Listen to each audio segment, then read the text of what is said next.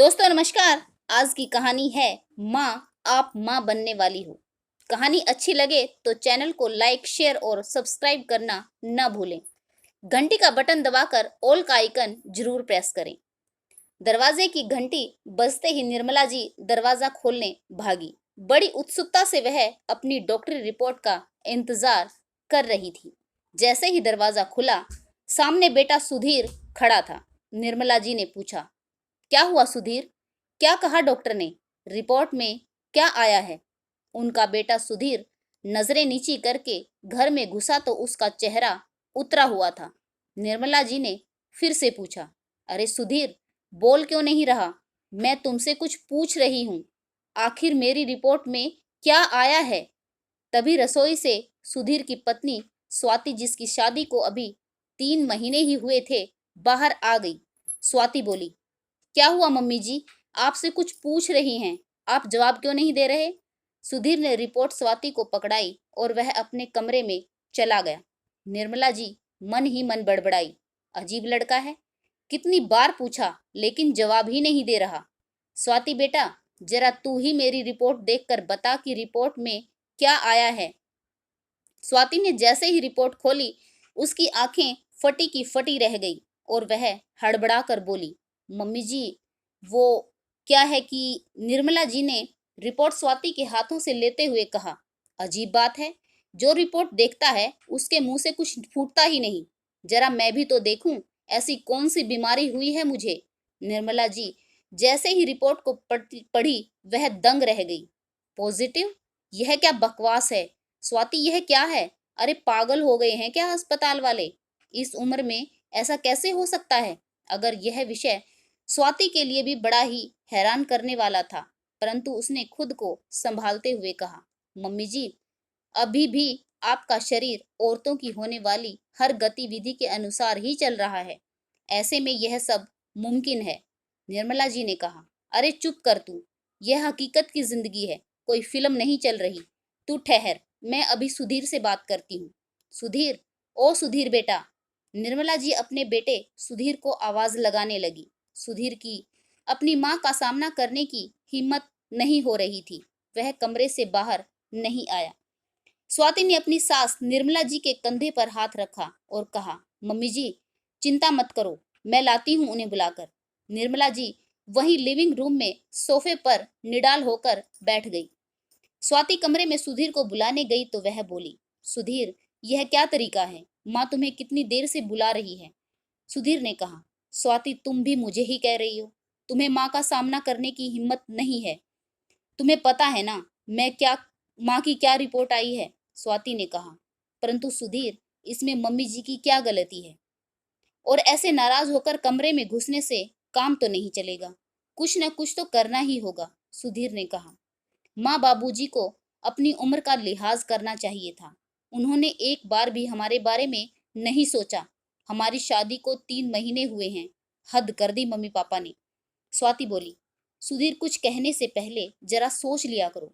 माँ को इस समय अपने परिवार की जरूरत है। इस समय हमें उन्हें सामान्य रूप से बात करनी चाहिए। सुधीर गुस्से से बोला, देखो स्वाति, जिस समाज में हम रहते हैं वहाँ यह सामान्य बात नहीं है। यह उनके दादा दादी बनने की उम्र थी, न कि माँ बाप। यह सब फिल्मों और टीवी सीरियल्स में होता अच्छा लगता है। हकीकत के जीवन में इसका सामना करना बहुत ही मुश्किल है। और अभी तो माँ का सामना करने की मुझ में बिल्कुल भी हिम्मत नहीं है। मैं माँ बाबू से नजर नहीं मिला पाऊंगा। तुम प्लीज मुझे अकेला छोड़ दो। स्वाति बुझे चेहरे से कमरे से बाहर आ गई। इतनी देर में स्वाति के ससुर जी भी आ गए। निर्मला जी ने उन्हें अपनी रिपोर्ट दिखा दी तो शर्म के मारे बेचारे सकपका गए और चुपचाप नजरें झुकाए अपने कमरे में चले गए। निर्मला जी की आंखों से आंसू बहने लगे। हे भगवान, यह क्या दिन दिखा रहा है तू? ऐसा होने से पहले तुमने मुझे इस दुनिया से उठा क्यों नहीं लिया? स्वाति ने कहा, मम्मी जी आप चिंता मत करिए, हम एक बार और डॉक्टर को दिखा लेते हैं। निर्मला जी बोली, अरे बेटा, मेरा तो पेट में दर्द हो रहा था, बस इसलिए डॉक्टर को दिखाने चली गई।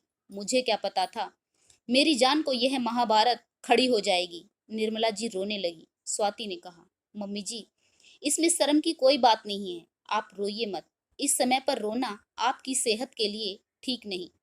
निर्मला जी ने आंखों में आंसू लिए स्वाति की से कहा, हे भगवान, आजकल के बच्चों को तो देखो। स्वाति तू कैसी बातें कर रही है? इस समय? कौन सा समय? मेरा कौन सा समय चल रहा है? कोई बताएगा मुझे? मैं पागल हो जाऊंगी। यह कहते कहते निर्मला जी चुप हो गई। थोड़ी देर सहम कर बैठी रही, फिर अचानक से बोली, मेरा बेटा मुझसे ठीक ही नाराज है। कहाँ तो दादी बनने की खुशखबरी देना चाहती थी, और कहाँ लोग आज जब सुनेंगे तो छी छी। हे भगवान, कितनी जग हंसाई होगी। स्वाति की समझ में कुछ नहीं आ रहा था।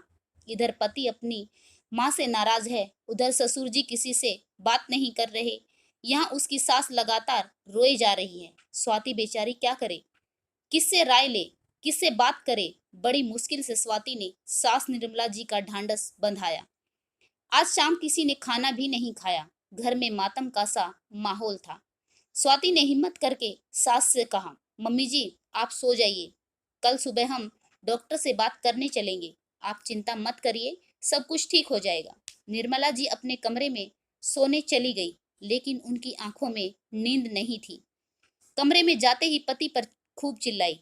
बेचारे पति नजरें नीची करके उनकी सारी बातें सुनते रहे। निर्मला जी को चुप कराने के लिए उन्होंने जैसे ही उनके कंधे पर हाथ रखा, निर्मला जी ने हाथ झटक कर दूर कर दिया और गुस्से से बोली, आप तो दूर ही रहिए मुझसे। बेड पर लेटी तो आंखों में नींद नहीं थी। हंसते खेलते घर में अचानक से तनाव का माहौल छा गया। घर के चारों सदस्यों की आंखों से नींद कोसों दूर थी। निर्मला जी का रो रो कर बुरा हाल हो गया। अभी तो उनकी सास भी जिंदा हैं। हे भगवान, सास क्या कहेगी? और ननंद, वह तो रिश्तेदारों में यह खबर आग की तरह फैला देगी। उसको तो चटपटा नमक मिर्च मसाला लगाकर अचार परोसने को मिल गया। पड़ोस वाली शर्मा भाभी तो गली में चटकारे ले लेकर मेरी बर्बादी की कहानी सुनाएंगी।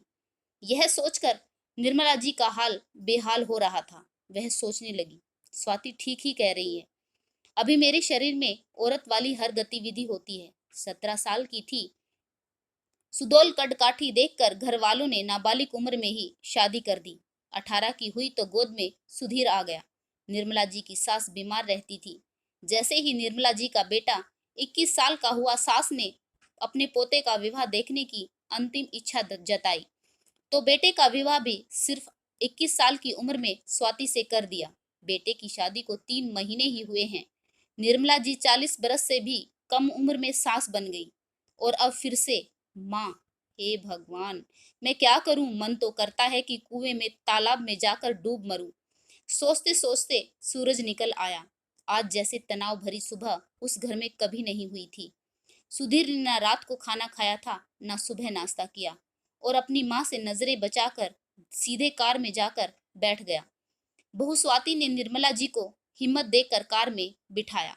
वह लगातार रोई जा रही थी। स्वाति उन्हें बड़ी मुश्किल से सांत्वना दे रही थी। अस्पताल पहुंचते ही वह रिसेप्शन रूम में जाकर बैठ गई। सुधीर अपनी माँ के पास बैठने में भी शर्म महसूस कर रहा था। वह इधर उधर घूमने लगा। स्वाति सुधीर के पास गई और बोली, यह क्या तरीका है सुधीर? हम घर वाले ही अगर माँ से ऐसा व्यवहार करेंगे तो वह तो जीते जी मर जाएंगी। हमें इस समस्या का कोई हल ढूंढना है। तुम माँ को इसके लिए दोषी नहीं ठहरा सकते। तुम भी जानते हो कि माँ अभी 40 बरस की भी नहीं हुई है। ऐसी उम्र में निरस्ता नहीं आती। हकीकत में देखा जाए तो इसमें माँ की गलती ही क्या है? तुम इस तरीके से माँ को अपराधियों की तरह बर्ताव नहीं कर सकते। वह सास बन गई, इसका मतलब यह तो नहीं कि उनकी शारीरिक गतिविधियां और जरूरतें खत्म हो गई। माँ कल रात से तुमसे बात करना चाहती है। वह किसी अपने से सांत्वना पाने के लिए तड़फ रही हैं। उन्हें इस समय पर अपने परिवार के साथ और विश्वास की जरूरत है। अगर हम ही उनका साथ नहीं देंगे तो वह टूट जाएंगी। स्वाति के समझाने पर सुधीर अपनी माँ के पास गया। निर्मला जी चुपचाप सहमी हुई कुर्सी पर बैठी थी। सुधीर उनके पास बैठ गया। उनका हाथ अपने हाथ में लेकर बोला, मम्मी आप चिंता मत करिए, मैं आपके साथ हूँ। सुधीर का इतना कहना था कि निर्मला जी फफक कर रो पड़ी और बेटे के गले से लग गई। सुधीर ने अपनी माँ का ढांढस बंधाते हुए कहा, मम्मी आप रोइए मत, एक बार डॉक्टर को दिखा लें। फिर जो होगा उसका सामना हम सब मिलकर करेंगे। अपने बेटे का साथ पाकर निर्मला जी को थोड़ी तसल्ली मिली। तभी वहां पर सुधीर को कल की रिपोर्ट देने वाली नर्स आई और बोली, अरे सर आप, मैंने आपको कल से कितने फोन किए लेकिन आपने फोन ही रिसीव नहीं किया। सुधीर बोला, क्यों, क्या हुआ? मैं कल से थोड़ा डिप्रेशन में था, इसलिए फोन स्विच ऑफ कर दिया। नर्स बोली, सर मैं माफी चाहूंगी, हकीकत में हॉस्पिटल के लैब डिपार्टमेंट से एक मिस्टेक हो गई। वह रिपोर्ट जो कल मैंने आपको दी थी उसमें नाम और उम्र गलत छप गया। हकीकत में वह रिपोर्ट निर्मला जी की नहीं थी बल्कि नर्मदा जी की थी। निर्मला जी की रिपोर्ट तो यह रही, उन्हें हल्की सी अल्सर की शिकायत है, इसी वजह से उनके पेट में दर्द हो रहा था। मैं कल ही आपको यह जानकारी देना चाह रही थी परंतु आपका फोन ही नहीं लगा और कोई दूसरा नंबर आपने सेव नहीं कराया था। हम लोग आपको हॉस्पिटल आने का इंतजार कर रहे थे।